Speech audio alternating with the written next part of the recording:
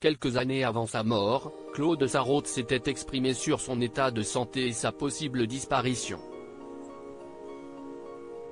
Des confidences douloureuses que Closer vous partage. Les dernières années de vie de Claude Sarraute n'ont pas été de tout repos. Touchée par la maladie, la journaliste et écrivaine n'était pas au top de sa forme. D'ailleurs, dans les colonnes de VSD, elle s'était exprimée à ce sujet. Ce n'est pas la mort qui me fait peur, c'est le grand âge.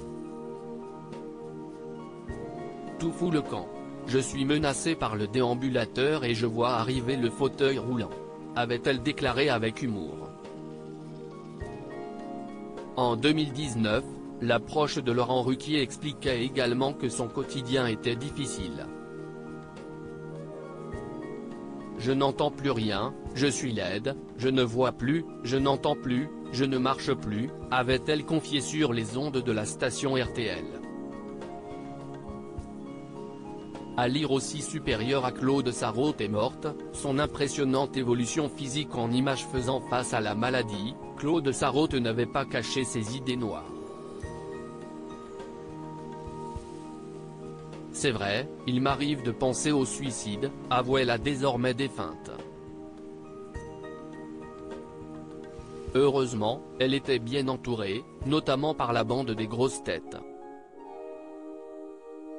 En juin 2022, elle profitait par exemple d'une fête organisée en son honneur. Hier c'était la fête des pères et nous en avons profité avec la bande à Laurent Ruquier pour organiser une fête à la plus folle des grands-mères, notre ami Claude Sarraute. 95 ans.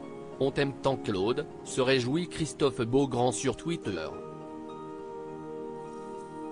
Claude Sarraute morte à 95 ans malheureusement, la femme de lettres est décédée dans la nuit du 19 au 20 juin 2023 à l'âge de 95 ans.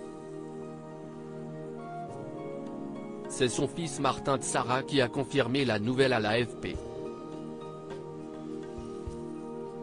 Dévasté, Laurent Ruquier a eu quelques mots touchants pour elle sur RTL. Moi je l'ai invité à France Inter à l'époque dans les années 90, j'ai découvert une femme formidable. Tout de suite je lui ai dit il faut que vous nous rejoigniez. Elle m'a rejoint et ça fait 30 ans que ça durait. Elle n'était plus dans l'émission depuis 1 ou 2 ans parce que c'était difficile mais on a fêté tous ses anniversaires tous ensemble, à New York à Cuba.